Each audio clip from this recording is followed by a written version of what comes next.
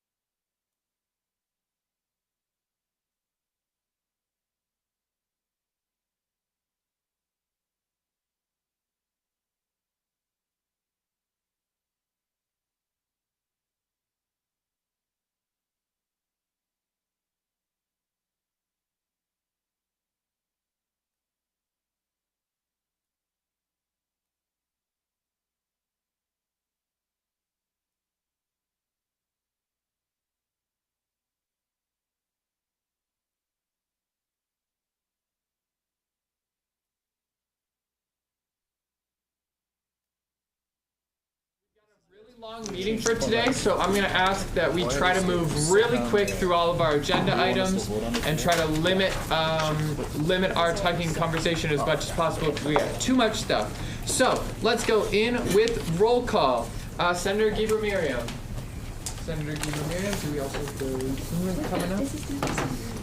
Oh, we've got the Zoom over there. Are you willing to show the participants real quick just so that I can see if someone raises their hand? Nice. All right. Senator Geber Miriam absent. We're waiting to get our Zoom link up on our end, but until then, just raise your hand if you're on Zoom. All right. Senator Sharaff. Here. Thank you. Senator Larson. Here. Oh, I just saw her a second ago. Oh, there you are. Sorry. Senator Woldekaiden. Here. Senator David Wing. Present. Amazing. Senator Domenji. Here. Senator Victor Wynn. Yeah. Senator Bryan. Here. All right. Senator Roberts, or by proxy. No. Do we have a proxy for Senator Roberts at all present? Nope. All right. Senator Wenzel. Here. Senator Ibarra. Here. Thank you. Senator Nick Wynn. Here. Thank you. Senator Nirala. Here. Thank you. Senator Berhanu. Senator Berhanu. Senator Destin. Here. Thank you. Senator Atmaker. Senator Atmaker. Nice. Thank you. All right. Senator Mendez Martinez. Here. Cool. For some reason, I was thinking you were on Zoom. Sorry. Senator Hawk. Senator Hawk. Nice. Here. Raised hand. All good. Senator Zigweed. Here. Thank you. Senator Mesta. Here. Thank you. Senator Mueller. Present. Thank you. Senator Parikh. Thank you. Senator Tamim.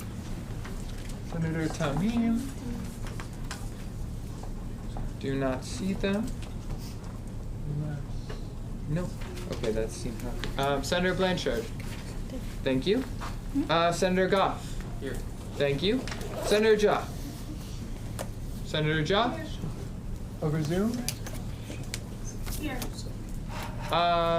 Already got you, Senator Parikh. I do not see Senator Jha. Senator Roiger. Here. Oh, they're together. Okay, my bad. Sorry about that. Senator Roiger. Senator Andry. Here. Thank you. Speaker Novak, that's me. I'm here. President Zelmer. Here. And Vice President Ibrahim. Here. Thank you very much. Oh my gosh. Beautiful. All right, jumping right on in. Next up, we have presentations. First up, do we have Bill Torval from the Maverick Involvement Team for presentation? Bill Torval, Maverick Involvement Team. If he comes later, Mimi has class till 4:30. Okay, and I'm being told that our second presentation has class until 4:30, so it sounds like we're probably going to have to just bump the presentations until later. Will somebody make a motion to insert those So moved. somewhere into the agenda just to pick a spot? Motion to move presentations to under officer reports. Under officer reports, is there a second? I second. Second. Any dissent to that motion? Seeing no dissent, presentations moved under officer reports. All right, then in that case, Senator Mueller, did you have a different motion on the table? Nope, that was the second President Zelmer's. Beautiful, thank you. All right, open forum. Anyone here for open forum? Open forum? Yes, absolutely. Sorry, I couldn't quite see you, Brian.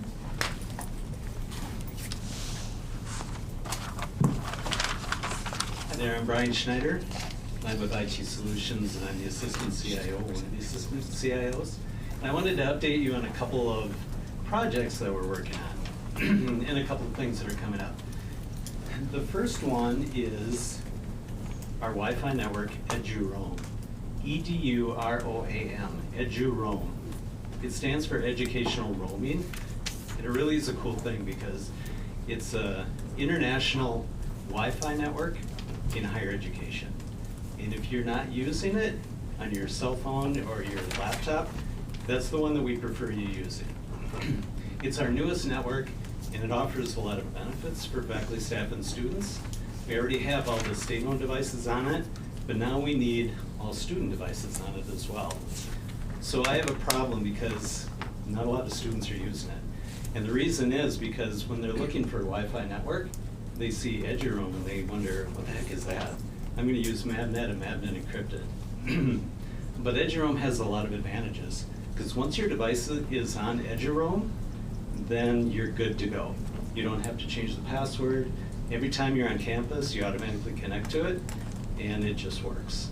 Another benefit is if you ever go to another educational institution that has an EduRoam network, it'll automatically connect and you'll be on Wi-Fi there too. So it really is a nice network. It's secure, it's fast. So I have a problem getting students on that, and you can help me by you can take your devices and you can add it to the EduRoam network. Just go to mnsu.edu and search for EduRoam, and you'll see instructions for doing that. Get your devices enrolled on EduRoam, and then go to all your constituents and try to get their devices on as well. And if you can do that, I won't have a problem anymore. But we're gonna help you out. We're gonna have a campaign going on, probably over spring semester, to try to get all the student devices from MAVNet and MAVNet encrypted onto EduRoam. All right, so that's gonna be one big thing that we have to do. The second thing I wanna talk about is MAVNet encrypted. It's kind of related, but that's one of our oldest networks, and it's not very secure. It also has some problems with authentication once in a while, like we had earlier this week. And if anybody's password changes, then your device will disconnect from the Wi-Fi network and you'll have problems with it. And then sometimes it can try that old password many times and it'll lock up the account. So we're trying to get rid of that one, but we have to get everybody on EduRoam first, and we're gonna try to phase that out over the next semester. So MAVNet encrypted is gonna go away. We're still trying to figure out how to get people to understand EduRoam and get onto EduRoam, but you'll be hearing more about that over the next semester. Third thing is a Wi-Fi improvement project that we're working on. We know that we have in some buildings some Wi-Fi problems. So we bought a device, and our engineer Holly has been going around almost every square foot of every building with this device and taking measurements. And what it does is it looks at signal strength, coverage, speed, channel assignments, and interference. And then what it does is it creates a map, and we can see where the problems are in all the buildings. So what we're doing is then we're taking that and we're redesigning it, and we're meeting with faculty and staff and showing them, here's how things are today and why you're seeing problems, and here's the new design. And what we're hoping is that they'll tell us, yeah, go ahead and improve our Wi-Fi. Next step after that is we go in and we take some access points up. That's an access point, that white square box up on the ceiling. So we take some of those out, we move them around. We might be adding some where we need them. And then we come back and we do the site survey again. And then we show them that everything is great.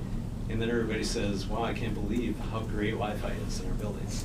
But the problem that I have is that everybody says, you know, it's good enough, don't mess with it now, because we're busy, work on it over break. So that Wi-Fi improvement project is going slower than expected.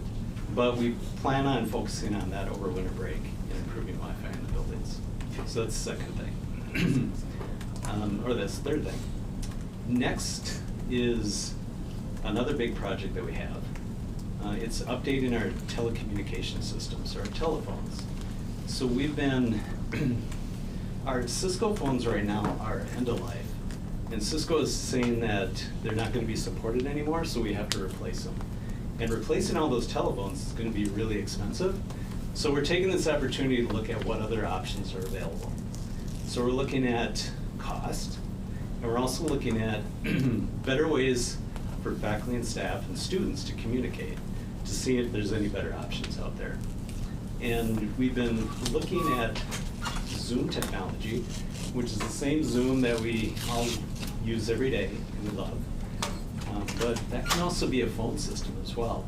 So we've been working with Zoom over the past year.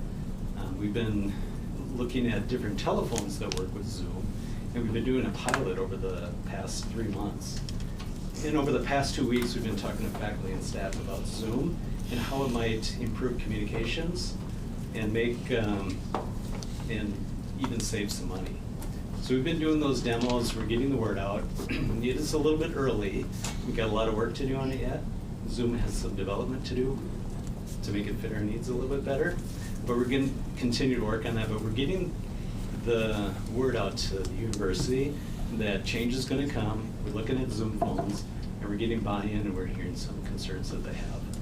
So you'll probably be hearing a lot more about that during spring semester as we do that implementation of Zoom phones. Some of the benefits are, for faculty and staff, it's going to be really flexible. So if we have people that are just in the office, they're going to be able to have a phone. If you have people that move around, like Mark Constantine, he's always around, he's going to be able to carry his office phone along with him. If we have people that have to work at home, he'll be able to reach them. It also gives everybody with their office number the ability to text message, which might be really huge for students to communicate back and forth, because a lot of students don't read their email. It's hard to get a hold of students by calling them, so text messaging might be a good option. Another advantage is cost savings, because the phone system is cheaper, the telephones are cheaper, there's no long distance charges, so we don't have to do monthly bill backs to all the departments. It's going to save my staff time, our developers time, and also the business office some time. So there's going to be some substantial savings potentially with Zoom Phone.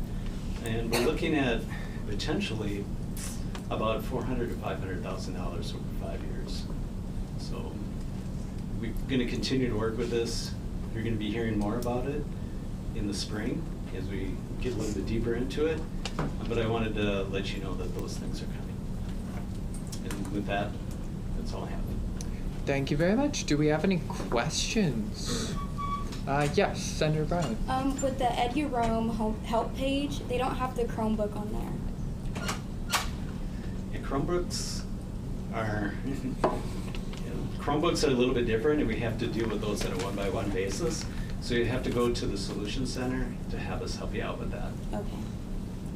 Thank you very much. Any other questions? Any other questions? Seeing none, thank you so much. Thanks. Do we have anyone else for open floor? Yes, John Bulcock. Thank you, Speaker Novak. I'm going to be a short timer. Thank you for correcting me. I just pulled a Clark Kent in the bathroom, so worn a couple of outfits today. So again, it's good to see you all. Congratulations to making it almost to the end of the semester. This is your second to last meeting of the semester.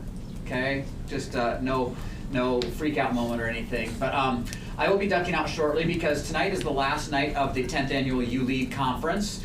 So we have a social starting at 5 o'clock and then a keynote address starting at 5:30 with Dr. Cinder Kampoff, who is a well-known faculty member here on campus and an expert in this field of sports psychology. There is going to be a fancy appetizer buffet, which we anticipate people showing up for at 5 o'clock. So that will be a great event tonight. So we're also giving away prizes as part of it. Thanks to Senators Wynn and Roiger for serving on the committee for ULEAD. But if you get a chance to stop by after this and your meeting ends at an appropriate time, that would be great to have you come by. Also, just an update.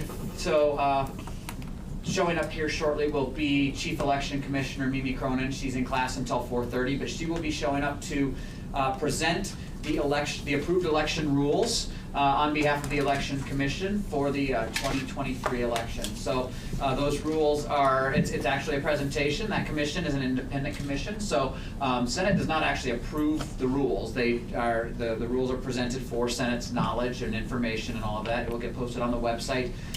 She'll also mention the timeline for the election season, the opening of candidacy, campaign deadlines, and all that kind of stuff will be presented.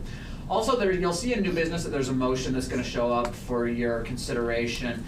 There is a fairly drastic change to the election rule that involves student government providing a bit of a subsidy for printing of campaign materials for candidates. And so there is going to be a bit of a proposal for you to consider. The commission considered this and thought that from an equity standpoint, it was a good move to provide a bit of a subsidy for candidates running. So you'll see that motion advanced today for your consideration. And it's more of a transparency thing, really, because obviously it is student government money that would be supporting this, but it's a matter of transparency, and it's something new that's being advanced. So if student government refuses to fund it, that throws out part of the rule. The election commission will have to knock out that part of the rules from the approved rules. And so that's just for your information. So Senator Wing, a member of the election commission, is advancing that resolution and will be able to explain it. And President Zelmer had some input on the motion, or the rule as well. So please consider that and look forward to any discussion that you may have. Otherwise, I'm going to duck out early because I'm going to go finish getting ready and set up for the U-Lead event tonight. So we hope to see you there if there is anything. And then I don't know if anybody's here to speak on behalf of it, but after that there is a drag show at 7 o'clock in Ostrander Auditorium as well. I just ran into Stephen Thomas, the director of the LGBT Center downstairs, and he said there are about 40 to 50 tickets left is all. And they're expecting a sellout crowd tonight for that event as well. So hope to see you at either of those events this evening. Otherwise, I will be around this week and Monday next week if you need anything. So otherwise, we'll look forward to seeing you for your last meeting of the semester, week after Thanksgiving. Amazing. Wait, before you go, do we have any questions for John? All right, seeing none, thank you very much. All right, I saw another hand over there. Yep, go right ahead. Hello, Jody Eglin, Medical Director of Student Health Services. I just wanted to remind you all and let your other fellow students know that flu season is here and we are seeing influenza on campus. And so we do have the flu shots available to you, which is good to get before you go on break and be around others. We also have the bivalent booster for COVID, and that vaccine is available any Friday. That is the newest strain, so if you've actually had COVID, you need to wait 90 days to get that. If you had a COVID vaccine, you need to wait 2 months to get the new booster. So just wanted to give you guys that information to keep you healthy. Thank you very much. Questions? Yeah, looks like we've gone from President Zelmer. Yeah, if a student wants to get a flu shot or the COVID booster, do they have to charge it to their insurance, or are they able to just come in and get those shots? The COVID booster is still free through COVID funding through the federal government. And then the insurance, we do bill your flu shot through insurance. Mm-hmm. Thank you very much. Senator Narala. Are these boosters and shots free for international students as Yes. well? Sounds good. All right, awesome. Do we have any other questions? Seeing none, thank you very much. Anyone else for open forum? All right, seeing no one else for open forum, we're going to move on to the approval of the consent agenda. We've already passed one amendment to the consent agenda to move presentations down, but do we have any other amendments or dissent to the consent agenda? Senator Blanchard. I have a motion to move new business above senator reports because of the U-Lead conference that's happening tonight. If people aren't staying for the whole Senate meeting. Okay, do we have a second on that? Second from Senator Zigweed. Do we have any dissent to that? Any dissent? Seeing no dissent, assume unanimous consent, passes. All right, the new business will be moved above senator reports, but I'm going to put it below presentations. So, therefore, do we have any other amendments or dissent to the consent agenda? Yes. Just a motion to expedite the student government election subsidy resolution to voting for today, given the time constraint. I will ask that you hold that motion until we get to new business, but then you can go right ahead. So with that, any further dissent or amendments? Any other dissent? Seeing no dissent, assume unanimous consent. Consent agenda is passed. All right, moving right along, officer reports.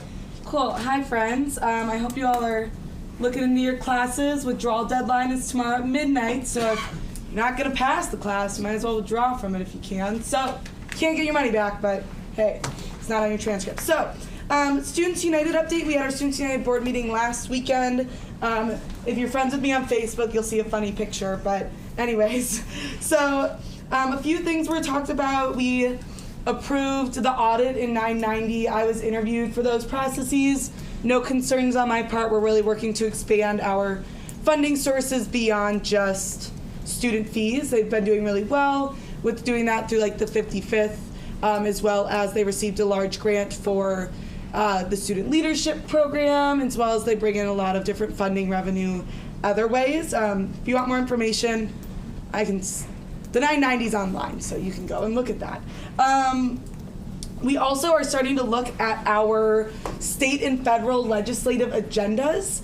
We had our first reading. It kind of is going by themes that they heard at the conference. So there's like student basic needs themes, funding themes. The biggest one I would say is that Students United typically does this, is they vote to support and lobby or advocate on behalf of the MnState request for the state legislature. If MnState gets money, they're also requesting a tuition freeze. If we help them advocate for that, hopefully it happens, and then we don't have to spend as much money on school. It's also a bunch of other things in there. I'll try to find the presentation from the Board of Trustees and we can put it up. And then the committees of the board will be meeting. We have 2 students that are serving on the Legislative Affairs Committee. They'll be able to have eyes and feedback on that. Second and final reading of the legislative agenda is going to be next month. I'll get a copy of that and send it out to all of you. The board packet isn't online yet, so I'll be able to send that out to you all. So if you have feedback, let me know so I can bring it up. I also brought up renters' rights. It was left off the first reading of the legislative affairs agenda. Last year we advocated for lots of renters' rights with no hidden fees. So if you have to pay for laundry, that's like shown in your rent, or if there's trash fees, all of that is shown when you apply for the housing. Another thing that we were going to work with the U of M on last year is predatory lease signing. I don't know about the rest of you. I was asked to re-sign my lease by October 31st. First year students are already signing leases, and any community advisor in the room can tell you that half of those leases aren't going to work out. So I think if Students United doesn't pick it up, I think we go and write a bill and lobby the state government to pass it. So just a thought. So I met with the government relations person today just to talk about renters' rights, see where we can go from this. They're setting up a meeting with Homeline, which is a renters advocacy organization, to see like what we could do moving forward to work with them or what their agendas will be. Next, budget sub-meet and confer happened this past week. Major thing coming out of that for students. So in 2019, the sports dome was built. Students pay, I believe it's about $20 a semester, 10 a semester, 20 a year for the sports dome. It was supposed to be seasonal, so it'd go up and down. The service we were going to use to take it up and down no longer offers that service. So it would cost exponentially more than what was expected post-pandemic. So they are going to be coming to us soon to present what their options are moving forward. The fire marshal of Minnesota told every dome in the state that's seasonal that they cannot keep it up in the summer anymore. They have to put in fire suppression. Todd, feel free to correct me if anything I'm saying is wrong. So they're looking at ways to make it like a permanent structure. Air conditioning is up for debate. I brought up, if it's not going to cost too much more to be able to use it all seasons and have it a permanent dome, we'd be interested in that. I've already told them, unfortunately for them, I was on the Senate that brought it to a student vote that got a student fee. So I've asked that they avoid student fees because I already voted to approve it once, so I would rather not do that again. And just for context, the dome funding, like through the student fee, half of the dome was funded through our student fees for up to, I believe it's, anyways, that vote passed 2,000 students in favor, 1,000 against. So it was a vast margin that voted to support building the dome and using student fees for it. If we can get that kind of turnout in the student government election, that'd be cool. So they'll be coming in soon. I participated in a student panel for ULEAD. That was fun. I stopped by the Elections Commission to give some feedback, which they actually took my feedback, so that was cool. I attended the Library and Bookstore Committee. I'll be working with the chair of that committee, Senator Blanchard, to talk a bit more about the Maverick Textbook Reserve. If any of you all are like, I want to help pick the textbooks that'll go in that reserve, let us know and we can like connect you with the director of the bookstore. That's also where the resolution that we'll be talking about today, that was passed by the 87th student government. We're just going to bring it back up because they haven't been honoring it after that year. So we're just going to say, hey, forgot about us. Also, we're going to be looking at that contract. If you have any experience with the First Day program, we're very interested in looking into that program. I've even heard from students that know nothing about student government that have had to appeal the First Day program fee applied to their account. So just some food for thought. If you're interested, reach out to Senator Blanchard. Strategic plan, they'll be wrapping up at the end of the semester. I think it looks pretty good. I'll see if the chair of that committee, Dr. Lynn Akey, wants to come in and like walk us through it so far, or if that's like open or maybe early next semester. They produced a hopeful engagement plan that includes student government, but it also includes RSOs outside of student government. So I don't know if they're planning on doing that by like an open forum or reaching out to certain like student groups, but it's nice that they're expanding beyond just us, but we will be included in that feedback process as a body at large. We lost kickball because y'all didn't practice like I asked. So congratulations, administration, and other student affairs staff. To be fair though, you all have a bit more free time to practice kickball than we do. So beyond that, the election, I got some numbers. Thank you, David Cowan, for putting some of these numbers together. We had great turnout on campus for the election. Well over 1,000 students voted in the residence halls. That's about 1,300 students voted in the residence halls in the governor race. Well over 3,000 students voted. At least we think they're students because they're like major student apartment complexes, but we're not sure. So big shout out to our city and local affairs coordinator, Grace, for putting all that together, and anyone who helped table throughout the time. Also to the other student organizations around campus, beyond student government, that helped walk students to the polls, drive students to the polls, and remind everyone to vote. We'll be like putting all of our plan that we had on paper, so that way 2 years from now, they'll just be able to have a plan and not have to start from scratch. I'm gonna be sending out an all-student email before the end of the semester. I'm hoping out of this email that we can compile all of the major things that students need to know for dead week and finals week, whether that be events on campus, tutoring hours, library hours. We're going to include grade appeal process since that happens right after the semester. We're gonna talk about residential life stuff. If there's anything else or like any events you want to make sure every student knows about, or any services on campus that offices are having, please let me know so I can include it in that email. That way students can find all that information in one spot. We're gonna do semester senator reports. I'm gonna have a form, so it's like a guided senator like transition report, but it's for the semester. That way we just have more information and it's not at like the back of your head as we go to the end of the year. So it'll just ask about what you've been working on, what roadblocks, things like that. Transition reports will be internal documents of Senate, so you can feel free to be like brutally honest. And get ready for spring. If you want to get stuff done in the spring, maybe work over break on some of it. I yield for questions. Yeah, do we have any questions? Any questions at all? All right, seeing no questions, Vice President Ibrahim. Hello. Last Friday we had the bias incident report meetings. Faculty member reported that some students on our campus feel excluded in terms of a language that we do not have on campus. Their concern was that we don't diversify the language that we have on campus. So the faculty who shared the report will be following up with the students and asking what language they speak. So hopefully we can get updates next meeting how that went. Some solutions we discussed in the future were looking into what kind of languages we have on campus and how can we increase them so we can ensure that all our students who speak different languages are included. We also discussed the sending out a surveys at the beginning of each semester that discussed what bias incidences and all the research that we have on campus. And then last night we had the Center of Academic Success meeting.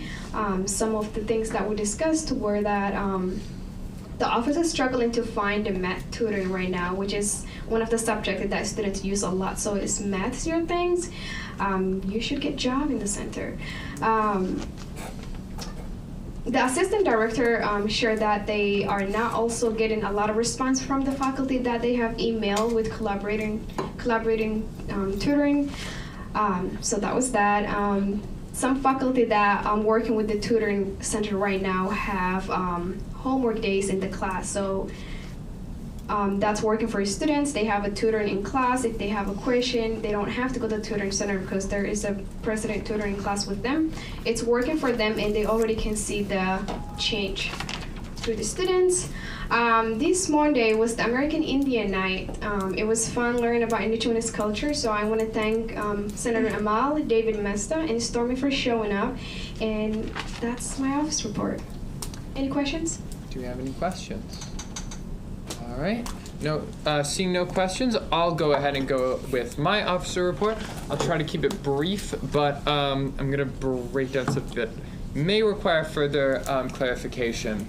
So, we are coming to the end of the semester, and last year at budget meetings, the Senate voted to expand the budget in order to include pay for senators so that senators could potentially get paid. So the three of us went through the Constitution and bylaws and said, how is this supposed to work? How can we make this work in an equitable way? And I am going to break down what we decided based on our Constitution and bylaws was the most equitable way to distribute that senator pay. First of all, before I even start, I want to make something very clear. This is $100 per semester. Breaks down to like 50 cents per hour. But if people really want to get into the nitty-gritty of it, I can get into the nitty-gritty of it.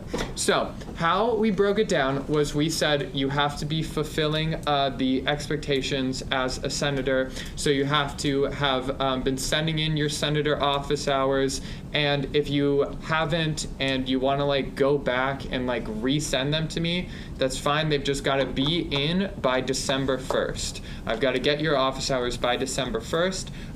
And then the other thing was we needed senators to have attendance, and we went based on what the Constitution said by this, which is allowing for people to miss up to 2 meetings. And originally that was interpreted and phrased in a way to say that if you were elected as a vacancy senator, you would not be able to get senator pay. We decided that, hey, we can be a little bit flexible with this. If people are allowed to miss 2 meetings, we'll say if someone was elected by the 3rd meeting, as long as they have attendance after that, they're good to go. So vacancy candidates who were elected 3rd meeting or prior are eligible for that pay. And then we also, it also requires that people have been given officer reports, which is why I've kind of been going around making sure to like collect people's officer reports, or not officer reports, senator reports, which we've got a lot of senator reports today, and on the 30th is probably also going to be a lot of senator reports. I'm going to be, I've got a little sticky note right here on right in front of me that's got a list of the people who I still need to get senator reports from. So I'm either going to talk to you in person or I'm going to shoot you an email after this to make sure that we can get everybody's senator reports in, because I really don't want that to be the reason that someone doesn't get paid. If people have further questions or clarifications or want to know if they're currently eligible, come talk to me afterwards. I don't want to spend a ton of time like going super into the nitty-gritty details of it here, but that's senator pay, and that's how we're doing that. The next thing is we all are looking at our courses and stuff for next semester. We're looking at our schedules. If your schedule conflicts with Senate next semester, please send in a resignation now if you're not planning on being able to attend Senate next semester. So if you have a class conflict, that's totally like, hey, I understand, I get it, sometimes that happens. please send us a resignation now so that we don't have to go trying to track you down after the fact.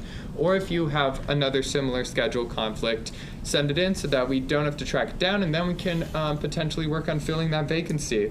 And then finally, the senator office hours are going to be due this week, and then they're also going to be due the week of the 30th, which is our final meeting. However, since next week is Thanksgiving and we're only going to be in school for like 2 days, if your last office hour thing is only like 3 hours, the equivalent of like 1 week, that's totally cool. That's totally fine. Yeah, that's what I've got for my officer report. Do we have any questions? All right, sweet. Oh, and then, of course, Dean of the Day, Dean Haar. Hello, everyone. Thanks for inviting us. On behalf of the deans, I just want to wish you the best as you finish up your fall semester. Thank you very much. All right, awesome. Then in that case, per us moving some stuff around, we've got presentations now. So I'm going to go ahead and I do not see Bill Torval. Is Bill Torval here for presentations? No. Then in that case, Mimi Cronin, would you like to go? Yes. Heck yeah. You know the drill. I am going to go ahead and make sure to time it just since we've got, looks like a lot on our agenda, just to make sure. So you got 10 minutes. Okay, am I okay to share? Yes. Hi everyone, I'm Mimi Cronin, I use she, her pronouns, and I am the Chief Commissioner of the Elections Commission. So I am here to present the rules for this year's upcoming election. Thank you. So I will be presenting a condensed version of the rules, because y'all sat through the rules, most of you, if you ran last year, so you know they're long. But I'll also share the timeline as well as just some updates that have happened to the rules that I think are of interest for everybody. And then I'll also stand for questions if folks have any questions.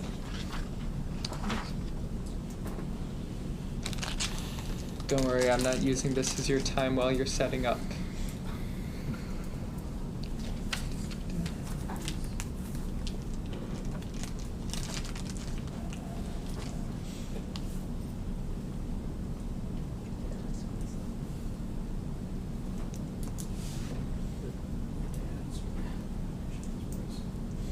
Oh, y'all are seeing them. Okay, so what I have on the screen right now are the... Can we make the rules full screen, please? IT? Well, they were full screen, but like not have the video on. Cool. That's good.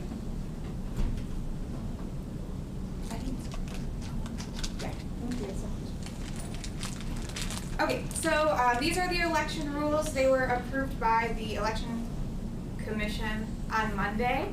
Maybe it was Tuesday. No, it was Monday. Okay. So most of them are the same from last year. We've got some stuff about eligibility, filing. Filing will open, the candidacy application will open the first day of the spring semester. So this upcoming January, for anyone who's planning on running, you'll be able to get your application in then. Is this mic not on? Oh, now it's on. Okay, thank you. But yeah, I wanted to highlight 3 changes in the rules that I think are just important to know because they're kind of significant. So the first change in Article 5, Section 1 is that we did specify that voting this year is 2 days. Prior to, I think, 2020, the election used to be a single day, so now it will be a Monday and a Tuesday, so we just wanted to put that in the rules so that way folks understand that it is official. So they will open Monday morning at 8 a.m. and close on Tuesday at 6 p.m. The second thing under finances in Article 6, Section 5, is that student government will start providing election campaign subsidies. So this means that any person running for a position will receive up to $10 of a subsidy, capped at $50 for those who are participating in a party, to print campaign posters or handouts at university printing services. So this was suggested to the committee by President Zelmer and passed by the commission, just as a way to provide equity. I'm sure for those who have been around on campus, have run before, recognize that the posters are a substantial part of the campaigning experience on campus. So this will be a way to help people who may not be a part of a party or might not be able to supplement their own finances to engage that way. We also, think about the ways that other organizations kind of do this when there are campus-wide elections. Think of like homecoming royalty. The royalty candidates are given campaign posters by student events team for free. So just a way to start modeling the other campaigns that take place on campus. So in order for this subsidy to happen, the electronic file does need to be received by the Elections Commission, both received and approved, so following all the guidelines that a poster on campus would need to abide by no later than 1 week before campaigning officially kicks off. So in the timeline, we'll have that date there. But that is a way because then the Elections Commission will be responsible for printing those posters and then getting them stamped and having them in the office for folks to pick up. In addition, to receive the subsidy, the candidacy application must have already been filed, and the required rules readings must have been met. And so that is important to know just because that deadline to submit the file is actually before the candidacy application closes. But again, it's important for the Elections Commission to have time to do that. So that's why that deadline is before the candidacy application closes. And then finally, the subsidy shall not count towards the candidate's party or individual spending limit, just because that is a basis that's offered to everybody. And then the last change that happened in Article 7, Section 4E is that we, as a commission, decided that a decision to declare a candidate ineligible for election is subject to a unanimous vote by the commission. So just saying that if we were to ever decide that a person would have their eligibility removed from running for candidacy, it would need to be a unanimous vote just for total support for the commission. Are there any questions or thoughts about the rules before I move on to the timeline? Do we have any questions? All right, seeing none, go right ahead. Cool, thank you. So moving on to the timeline, the stuff that people really want to know about. So January 9th, that is when the candidacy application will be made available. So that will be on, I don't know what the form is called now. Presence. Presence. Ooh, that's new. Haven't heard of it. Okay. So it'll be on Presence. So folks will need to fill that out, especially if they want to get their subsidy given to them for the posters. That needs to be done, as well as just to be a candidate on the application. Our rules readings have not been determined yet, but we will be hosting 2 of them prior to the election. Rules readings are not required of individual candidates. However, parties must have at least 1 member attend a rules reading to be scheduled with the election commissioner. And yeah, so if a person is running individually, like without a party, they do have to attend a rules reading. But if a person is part of a party, there just needs to be 1 representation from the party. The meetings will be held both in the conference room, in the student government office, and on Zoom. March 18th, so that is that day to submit the approved poster handout design for candidates wishing to take advantage of the subsidy from student government. The 25th is the day that campaigning begins. So that's like a Saturday, so y'all will have the weekend to go up and hang up those posters, get your social media launched, stuff like that. The 27th is the filing deadline for president and vice president candidates. April 5th, ooh, these are out of order. April 5th will be the candidate forum and the fee increase forum if y'all have that after your budget meeting, which will be happening at noon that day. So April 3rd, which is before that, is the deadline for all other candidates, so Senate seats and boards.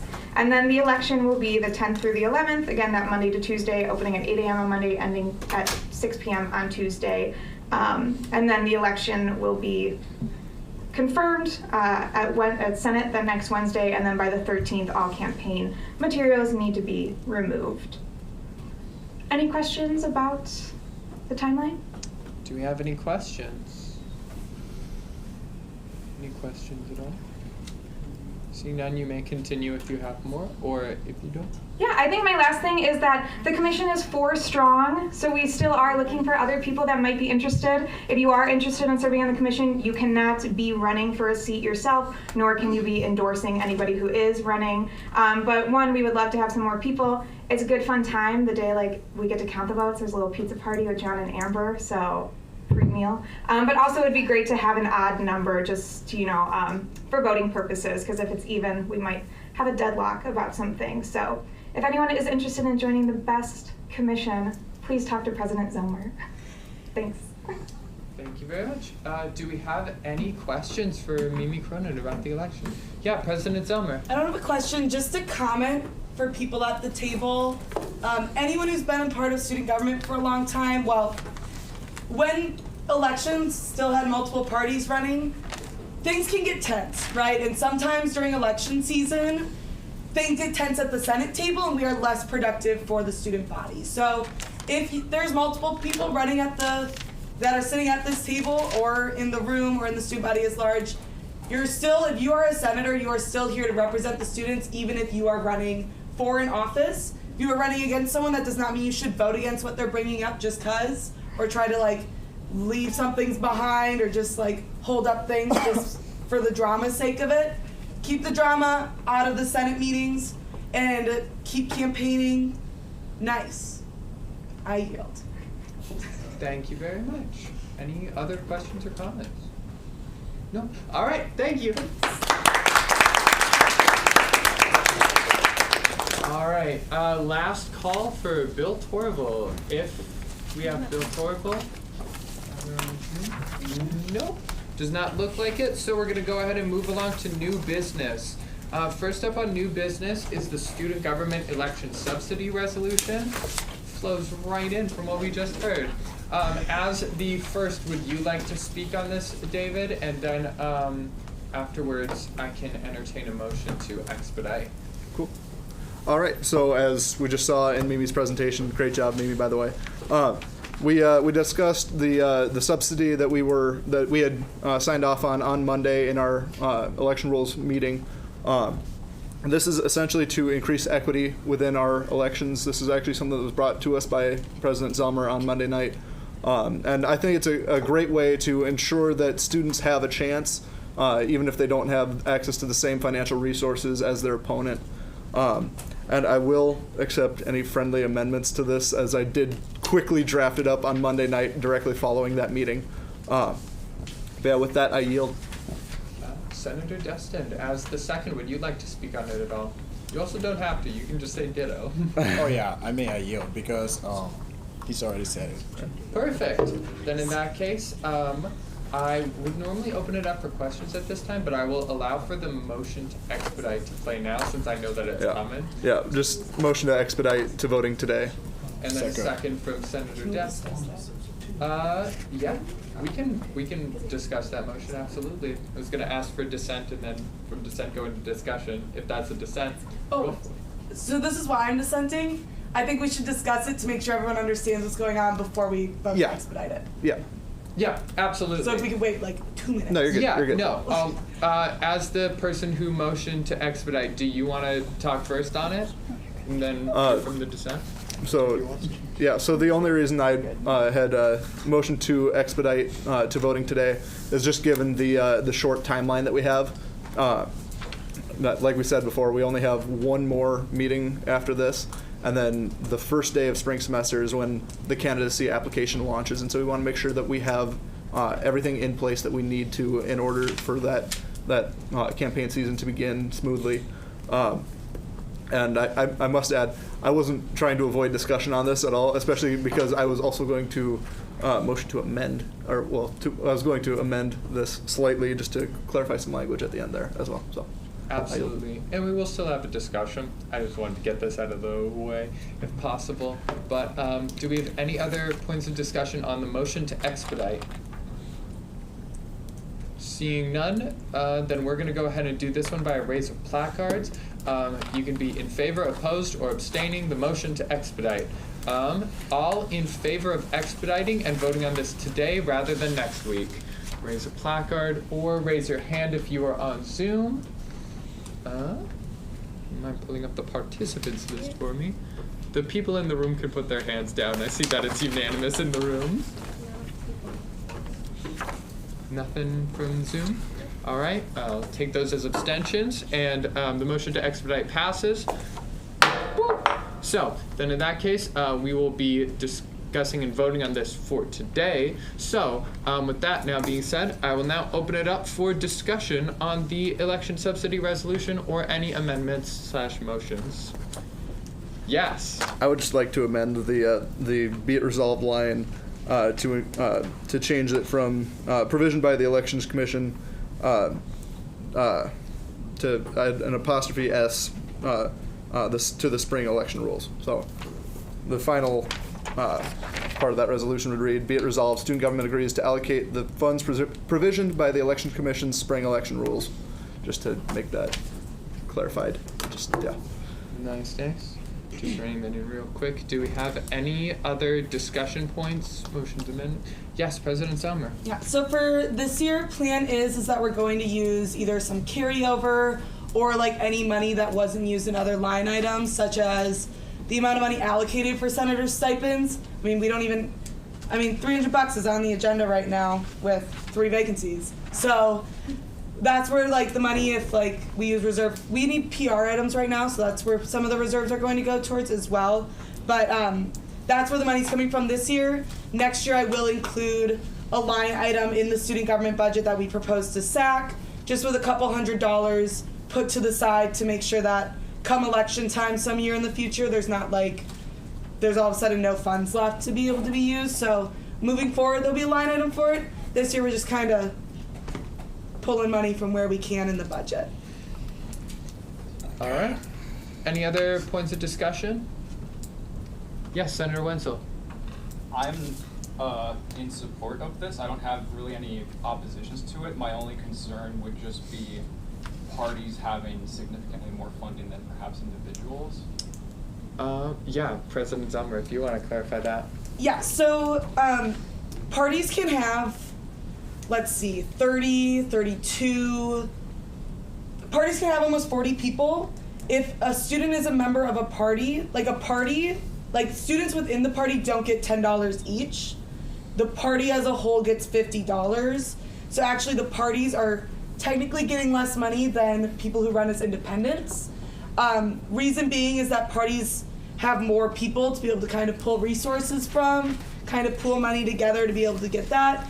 They can also use the $50 for like party flyers. When I ran, I did a little flyer that had everyone who was running for every position on my party that we handed out. So it was campaign literature for everyone. They can choose what they want to use it for. We wanted the $10 for people who are running not on a party, but also like when you're running as a part of a party, you have up to $2,000 you can spend. So, which I've never seen someone reach $2,000. Please don't spend $2,000 on a student government campaign. Save your money. All right. Any other points of discussion? Senator Destin. Oh, sorry. So I was also going to have concern about the issue of the party system and the individual. So just because the resolution really does not dig out like what constitutes a party, like whether you have to be 5 or more than 5 people within that group in order to have it as a party, or maybe if they are less than 4, we should mean they are getting more resources than the individuals. So can I motion to have like that language in the resolution, straighten it out a little bit to say, in order to qualify for the $50 a party, you have to be at least 5 people, or just because we are talking about equity issue, we don't want to have like 3 people in that group and then benefiting $50 when individuals are benefiting $10 each. So before we go ahead and do that, we actually have some clarifying language on what makes a party within our election rules. Okay. And for that, would we be able to hear from? Can yield to her. All right, amazing. Yeah, I wanted to clarify it's up to $50. So if you had a party of 4 people, you'd get $40. Okay. If you had a party of 6, you're capped at 50 because 6 would be, 6 times 10 is 60, but it's a party, so they're at 50. Yo, thank you so much. Yeah. Just because of equity, yeah. All right, do we have any other points of discussion? All right, awesome. Seeing no other points of discussion, I'm going to go ahead and pull this one to a vote. We will once again do by raise of placard or raise of hand if you are on Zoom. Then in that case, I'm going to go ahead and do all in favor, raise of placard or raise of hand.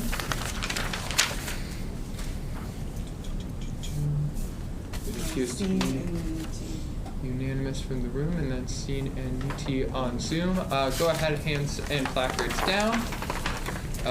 Any opposed? Any opposed? Any abstentions?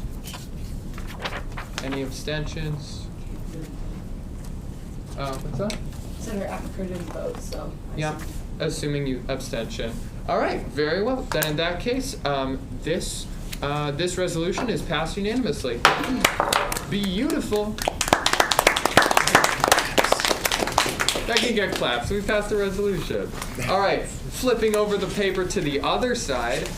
This resolution was motioned by. This resolution was motioned by President Zelmer with Vice President Ibrahim as a second. So on the textbook deadline resolution amendment, would you like to speak? Sure. So all this wording was originally passed by the 87th student government. The year that Anissa Omar was president, Andrew Trenny was vice president, I was the speaker. Anyways, so we passed this. As it states in state and federal, or state statute and United States codes, it has a deadline for when faculty and departments need to get their textbooks orders in. This never happens. They are not being held to this. Even the bookstore director said, I don't have many textbook orders in yet. It's hard to be able to buy textbooks through the Maverick Textbook Reserve for students. It also doesn't give students good warning if they need to drop a class because they can't afford the book, they should know before the semester starts. That way they can change up their schedule. They can make sure they can see what they need. And also it would give students more time to find alternative textbook resources that might be more affordable. They updated us spring semester of Anissa's year. I don't know if anyone remembers last year if they came in and updated anyone, but we have not been reached out to update. Even the bookstore director didn't know about this. The dean of the library was like, what? So I decided we'd just repass it, but shout out to former president and vice president and former RHA president, Andrew Trenny. I hope he's not watching online. Get a life. So we are just going to repass this, send this up to administration. Also, there's some language saying that I should write a letter to the IFO president. We're meeting with them on Monday, so I'll just hand deliver it. And then also the university president, cabinet, and deans. That way, they can start putting some pressure on. And if this passes, this is an announcement to the deans that whatever college gets their textbooks in first will be recognized by student government. The College of Business won that the year we gave out that award. So it's just a certificate, but some friendly competition. So yeah, this is just asking that the university enforces state and federal law. Amazing. All right, Edie, would you like to speak as the second or just ditto? Cool. Cool. Sounds good. Do we have any questions on it? Yes, Senator Blanchard. I have a motion to expedite till today. Oh, a motion to expedite. Is there a second on that motion to expedite? Second. All right. Is there any dissent on a motion to expedite? Any dissent? Any dissent from Zoom? All right. Seeing no dissent, expedited. Then in that case, we will be discussing and voting on this today. Do we have any further questions on the motion before we go forward? Any further questions? Seeing none, discussion. Do we have any discussion or motion/amendments on this resolution? Yes. Senator Motion to Gaspar. put the question. Call the question? Yep. Beautiful, I love it. All right, is there a second on the motion to call the question? Second, is there any dissent? Seeing no dissent, beautiful. Calling the question, same way as last time, raise of placard or hand if you are in support. I'll go down the options. But raise of placard or hand if you are in support. All right, let's see one there. Looks like unanimous in the room, plus one on Zoom. All right, hands and placards down. All right, do we have any opposed? Any opposed? None in the room, none on Zoom. All right, any abstentions? Any abstentions? All right, I do not see any abstentions. other than the 2 that did not vote, so they will be counted as abstentions. So therefore, this resolution passes. Woo! That's absolutely beautiful. So then in that case, that covers our new business. We don't have old business. We're gonna go to senator reports. I do have a light announcement that we did add one last senator report right at the bottom of here. Hopefully we're able to squeeze it in for time, because you know what, if we're gonna do 7, might as well do 8, why not? And so we're gonna start with Senator Domenji. Yeah, these are being limited to 5 minutes, and I will be timing these. But if you can keep it under that, that would be much appreciated. Hello, everyone. My name is Mariana. I'm a College of Business Senator. I'll keep it short and sweet. I keep working on researching and collecting useful links and resources for international students seeking job search assistance. Those international students who are graduating soon, looking for potential full-time employment, maybe an internship while studying, and a potential H-1B visa sponsoring employer. I want to say thank you to Killian Klink. I think she's watching right now via Zoom, because after one of the senator meetings, she reached out to me with a suggestion to launch a web page under the MNSU Library Services website that will include all those so far collected links and resources dedicated to international students seeking job search assistance. She shared some resources she had with me. I keep sharing whatever I find with her constantly every week. We keep updating the webpage. So if you have anything you think might be useful for international students in their job search process, please reach out to me or Killian Klink herself. What I realized is that the webpage is a great resource, but it's lacking the accessibility. You gotta commit too many steps in order to access those resources. That's why currently I've been negotiating with Alyssa Morrison, who is the KIC Assistant Director for Strategic Communication and Recruitment, and I've been negotiating the potential listing of those resources under KIC name on the KIC webpage. I'm in the negotiation process, so we'll see what's gonna happen, as well as potentially I'm thinking of reaching out to CDC, to the Career Development Center. And yeah, end of my senator report, I'll send for questions. Amazing, thank you. Any questions? Yeah, President Zelmer. Sorry, you got to move. Oh, well, that's fine, honestly. So, thank you so much for doing all of that. Let us know if you need help with the KIC. If you are facing a roadblock, that'd be a great time to bring a resolution since you're already working on it. Everyone listening, work on things before a resolution. And then also, I think the Career Development Center would be a great route. So continue on and great work. Thank you. Thank you very much. Any other questions? Seeing none? Thank you. I'm so sorry, did you have one?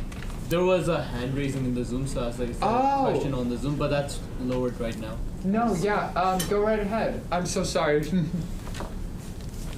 So hi, my point of question is just that my collaborator and she was saying like for the jobs that they have really for the website, because mine was also similar for like internships where we can work with like different departments. I was wondering if it would be great if I could work with her and make both our projects become better.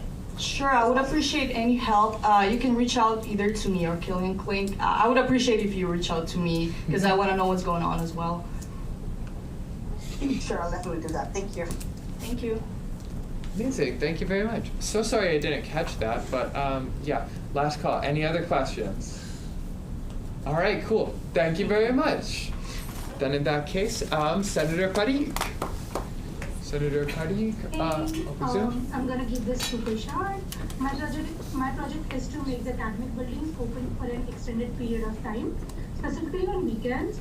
Recent update to that is that after a decline from Dr. Sandy, the Director of Security, I contacted Jane Collis from scheduling regarding the current hours, and I will be in further contact with her for whom to contact. Other than this, I've worked with Senator Destin for student health insurance and a little bit with Senator Zigbee for Maverick Food Pantry. I'm currently working with Senator Nirola for wayfinding project, where he will be explaining further on. And last, I went to the advocacy conference, which was very informative and fun. I stand for questions. Amazing. Do we have any questions for Senator Padi? Nice. Seeing no questions, thank you very much. All right, then in that case, Senator Mesta.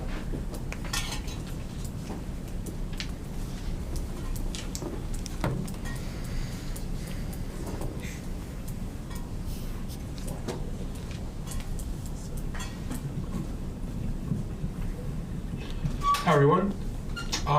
So here's my 2-in-1 report for PR marketing. So we've been meeting for the last couple months. So basically how to engage with students. Some posters we've been posting. Just some things to keep in mind. December 7th is the immigration attorney visit for international students. So I'll be posting that very soon.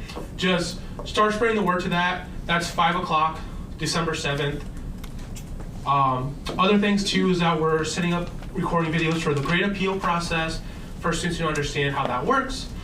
So we'll be sending that by finals or before finals. So we're doing that. And then working on promotional items. So hopefully we'll get some cool knickknacks for spring semester. And then for my project as a senator, so I've met with Tressa Flo, the transfer specialist, on how to about the transfer process from coming to Mankato. Some things we discussed was, one more, is having a transfer training for advisors so that when students come in, they don't make something up like my experience. They actually, if they don't know, they say they don't know. So hopefully that can be elevate students, but I think we should work more because I don't think advisors should make stuff up.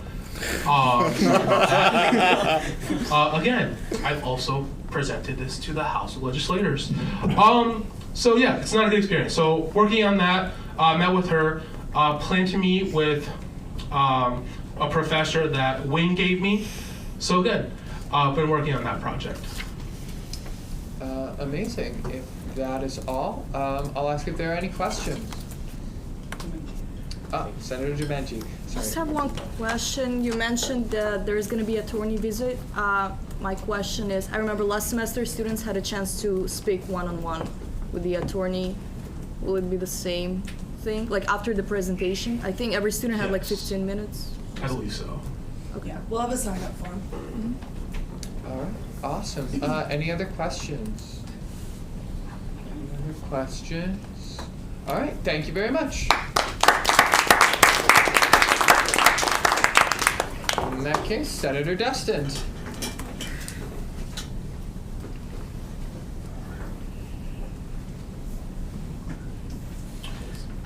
So when I first joined Senate last spring, I obligated myself to a lot of things, trying to accomplish everything, great projects, and I realized that sometimes you don't achieve so many things when you are just one person. So this semester, I try to narrow down my expectation in terms of project to one thing. So I focused on international student health insurance and just trying to advocate for split payment to be maintained. And I want to say a very big thank you to Senator Damenji, Senator Nanti, and all of the other senators who have worked with me on this project. We were able to achieve our goals and our expectations in terms of what we can do as students. So right now it is up to the administration to approve that or not. So yeah, I just want to say thank you to all of the senators who have worked with me on this project. Moving forward, last week on Tuesday, I guess, I was able to attend the president's town hall meeting, which was an opportunity to hear about his to hear from students on things that they want and how he feels about those things. We asked a lot of questions, and it gives me optimism that the president is looking into resources to help support international students, and he was also open to the idea of my personal idea of bringing in like a private loan agency that the university can work with to provide student loan opportunities for international students who don't have co-signers in the US. So I heard the president is able to do that, and he's happy to hear about that. Another thing I want to stress on is the issue of non-residential graduate student. I realized that as an alleged senator, it is my responsibility to represent the entire student body, not just international students. So over the past few weeks, I received an email from a body of graduate students explaining their need, which is not very different than the issue of international student in regards to the health insurance. So on August 11, 2022, the university sent out an email to non-residential graduate students saying that they were going to increase their tuition by 150%. You can think about that. So 150% increase graduate non-residential students. This has created financial stress for these students who have absolutely no hope, who were not even expecting this change in the first place. And more to that, with the university continuously violating Board Policy 2.3, which states that students, leaders or student leadership should be consulted on any change that will severely harm students' ability to pay or on anything that affects student well-being. The university has been continuously violating this policy as they have not consulted student government about this policy. And in turn, there will be a lot of graduate students who will be faced with the issue of retention. So on this note, I'm going to be working over the winter break with Senator Bruce and Senator Roberts on a resolution, actually, to help support these students because they deserve to stay here at the university. Lastly, I want to talk about the issue of senator pay. We all know that $100 is not anything to to compensate what we do as student leaders, or to even appreciate anybody here $100 over 4 or 5 months. So looking at the language and the rationale behind paying Senator $100 for the work to do, I thought it's not a good idea to create that impression that senators are getting paid when they are not actually getting paid. So based on that, I'm trying to pursue a project to have the university provide scholarship or some kind of tuition reduction for student leaders who dedicate the time and energy to serving their fellow students, instead of giving them $100 and creating the impression that they are being paid for what they do. So instead of that, we want student leaders to be given scholarship or some kind of tuition reduction. Thank you. I'll stand for question. Thank you very much. Oh, you guys are jumping ahead with the clapping. Do we have any questions first? Oh, yes, President Selmer. Just a note on the graduate student pay. I emailed the State Chair Students United about it, so it is on their radar, and I've requested it gets put on the next Chancellor meeting agenda. Thank you. Sounds good. Sweet. Any other questions?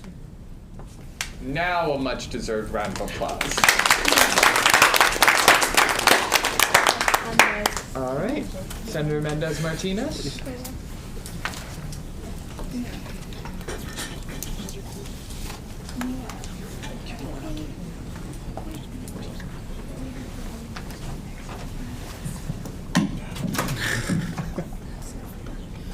Okay, well, my name is Maria, and I am an off-campus senator.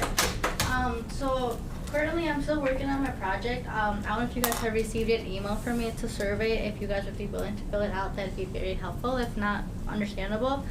So my project is based off of like first-year students, undergraduates that come. So for example, freshmen.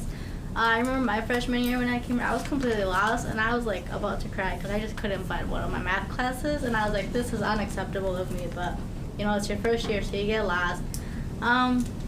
Basically, my plan or hope is to have like upperclassmen, such as us that know or that are familiar with the campus, to be around, maybe wearing like some sort of like certain shirt or something, just to make people feel comfortable. If you have questions about where your class is, where you should be, or just anything that you may need assistance on your first day, that you are able to help these people.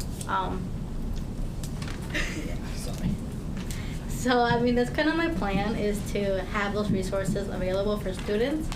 I don't know if you guys have any questions or ideas, but that's pretty much my project. Thank you very much. Looks like we've got some questions. Senator Destin? So, how are you planning to make that like a paid job for students that would be willing to help with that, or is this something more like a volunteer?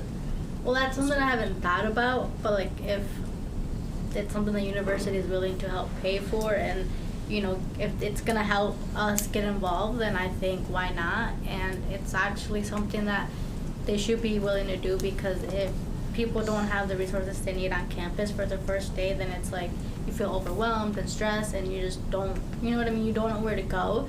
And a lot of times it's like some of the faculty aren't even out. They're like in their offices and stuff, and that also makes it harder, especially for me. I don't know about other students, but that's how I felt. Thank you very much. Senator Wayne. So when you're speaking about freshmen not being able to find their classes, a program actually came to mind that I think could definitely aid in that effort. It's called These 3 Words, and it would allow students a way to navigate to their classes, given that their professor just provide them with the 3 words associated with that room. And I can show you that after the meeting. That is a program that I definitely think faculty could benefit from, and it could directly benefit students significantly. So. Well, thank you. Yeah. Senator Bryant. I'm pretty sure they did this in 2018. Was it the student ambassadors? They like had tables. Did anybody else start in 2018? Okay, that was my first year. That was my freshman year. And they had tables full of like people with shirts, and they like walked you if you didn't know where the class was. I don't know what organization that was though. So I yield. Are you willing to yield to Mark Constantine, Senator Bryant? Yes. Cool. I just want to mention during Welcome Week we have that as part of our program too, for Yeah. people to do that. So that's one that we've built in every year on a Sunday, I think, before the first day of classes, that people can learn where their classes are. Nice. Senator Mueller. Yeah, so there's been a lot of great recommendations for you. And another one for me. If payments of the services of people who would be like doing these, like helping the first year students, an option that came to mind for me was to kind of like take these duties and integrate them into campus tour guides or other student employees that are already on the campus. Instead of creating a new position and a new payroll for the university. That's just kind of an idea I had if you wanted to have like paid service for the people who do this, and they tour guides already know their way around campus, and that's just an idea. Thank you. Yeah, so that. I yield to redundancy. Okay. Cool. I know a lot of people just like threw a lot of stuff at you. Do you have anything that you want to say on top of that? No, not really. It's just that like he said, if there's people that are willing to do it for free or like tour guides and stuff, that's even better. I just feel that it should be something that we continue doing it. I know she said they did it in 2018, and if it was actually something that was successful and useful for students, then it should be something that we should continue doing every year as in the fall or whenever we get new students, so that people do feel welcomed and not overwhelmed. Nice. Any last questions or anything else? Doesn't look like it. Thank you very much. All right, and then I don't believe this person is here, but Senator Guiber-Maria. Nope. Senator Narala.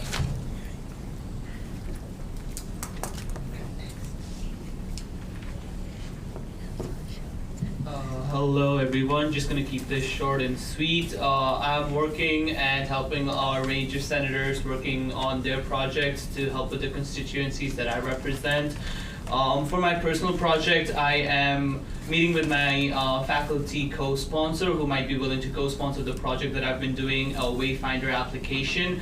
And I've also been meeting with the director of computer science project about the what 3 words. We've talked about it, and we're still looking at how we might integrate in that project. It would be great if we can talk after Senate about it. And I've talked with the executive board, and they're on board if everything goes well. I've been working with other senators in that project, and I think it's getting into good shape. And I'd also like to share about how we went to Students United Advocacy on November 5th. It was a great opportunity. We got to represent our college. We got to delegate and relay information about our college to other Minnesota State System colleges, and we also learned about a lot of fun projects that other senators and other colleges have been doing at their campuses. So yeah, I stand for questions. Amazing, thank you very much. Do we have any questions? Senator Destin. More of a comment. I just want to say thank you to Senator Niroda, because he's been one of the senators who really believe in the projects of others and willing to help make that happen. So it is not more about focusing on your constituency, but focusing on the larger student population. So I just want to thank you for that. Thank you for amazing projects that you guys bring. Thank you. Thank you very much. And in that case, do we have any other questions? Seeing none, amazing report. Thank you. All right, last but certainly not least, Senator Woltekainen.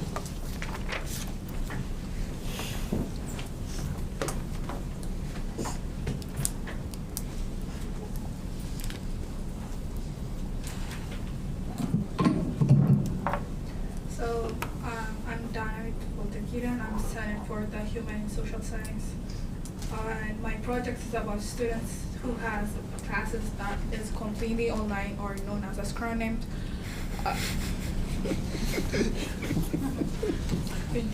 Thank you, Matt.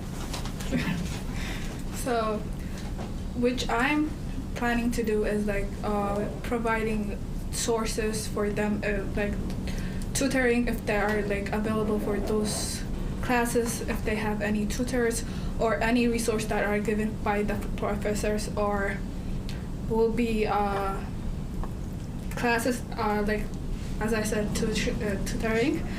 And the other would be I will be having a meeting with Dean Brown and Dr. Chip this upcoming Friday, and I'll be talking with them and discussing how we could solve these problems, or how can we see this. Yeah, that's all. And the other things I have been attending the Math Book Reserve Committee and the DIA Committee.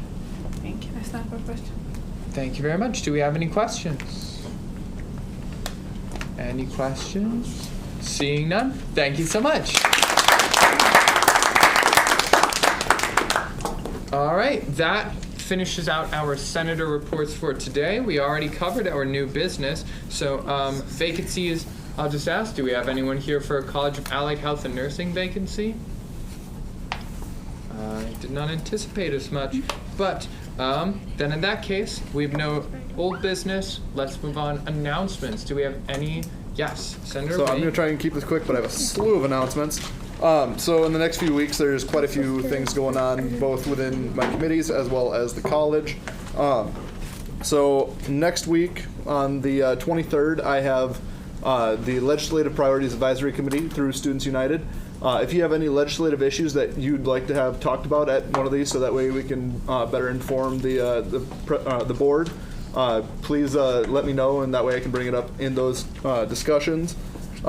Next thing I have on here is on the 28th, that's the Monday directly after Thanksgiving break. Starting from 2 to 4, there will be choral rehearsals here in the CSU, and I'm working on getting that organized right now, just to kind of showcase our choirs a little bit and do a little bit of PR. If you can't make our December 4th performances, that'd be a great way to come support some of our singers. The following day, the 29th, is the next planning committee meeting, in which we'll be discussing possible alternative revenue sources for the green transportation fee. And so I will keep y'all updated on that. But if you have any input on that, I would really appreciate it. And then I did mention December 4th is our next choral performance. All three of our choirs will be performing at that. And then this February, we're looking at putting together a fundraiser for our music ensembles within the College of Humanities and Social Sciences. I will try and have an update for y'all at the first meeting in the spring semester. Thank you very much, Senator Destin. Oh, I was gonna make.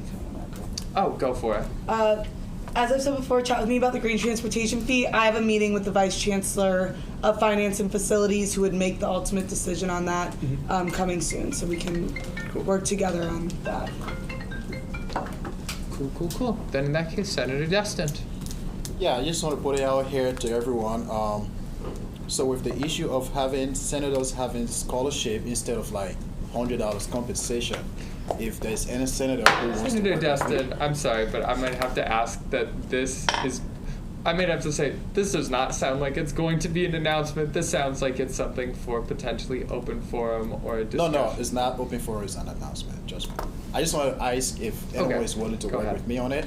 You can feel free to join me after Senate or send me an email and we can work together over the winter break. All right, cool. Sorry for striking that down prematurely. Then in that case, Senator Wenzel. The International Poetry Recital is tomorrow at 3 p.m. in Ostrander Auditorium, I believe. I'm scheduled to read something I wrote that was actually inspired by the Black Civil Rights activist Malcolm X. So if you want to come down there around 3 tomorrow afternoon, you can come see me read something. Amazing, thank you very much. President Zomer. Tomorrow there is coffee with the provost. I'm hoping you all will go and attend that. I also hope you all maybe want to mention that the university spent over $2 million on high-flex technology that is currently not being used and faculty don't want to use it. So if students keep bringing it up and pushing it, hopefully, lectures that can easily be offered on Zoom because there's no group projects, they're just reading a PowerPoint or lecturing at us, can be moved to high-flex technology, and also that high-flex classes that are offered as high-flex next semester are actually take place as high-flex, not just all online or all in person. So make sure you go talk with the provost. He's also has an experience in student affairs and is also new to the university, so he's a great person to kind of bounce ideas off of, see what happens at other universities and get some feedback. So make sure you go attend that at 2 p.m. That is office hours since you are on Senate duty. So make sure you attend that. Also, there's like coffee and snacks, and only like 3 people showed up last time, so I'm a little disappointed. Also, the theater program has a super cool show this weekend. It's called Last Summer at Bluefish Cove, I believe. It's about like lesbian OBGYNs and or gynecologists in, I believe, the 70s. Awesome storyline, great people in it, so make sure you go stop by. There are super cheap tickets available to students. Make sure you go see that. All right, I'm going to give it to Senator Parikh and then back to me. Hey everyone, this Saturday we have Student Association of India's our own very retro Bollywood night from 4 to 7 p.m. in Ostrander's Auditorium. I hereby invite all of you. The tickets are available online. If you guys need any more information, please be in contact with me.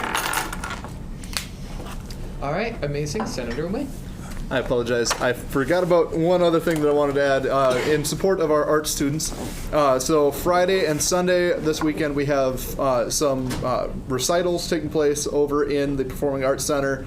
And I can get more information on that, but we have some very great singers performing this weekend, especially members of our choir council who I definitely suggest you come and support. And I can get you more information on that. But those will be, there's one taking place Friday evening, and then 2 taking place on Sunday afternoon. So, thank you very much. Senator Mueller.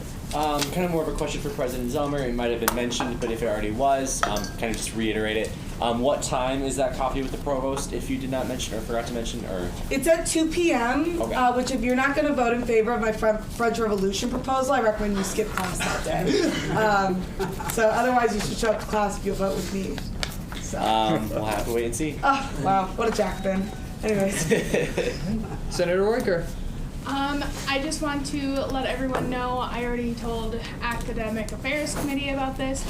Tomorrow from 11 to 12 in Armstrong Hall 211, a group of sociology students is going to be presenting some findings about a survey they did about transportation and food insecurity at MSU and different ideas they came up with to help solve it.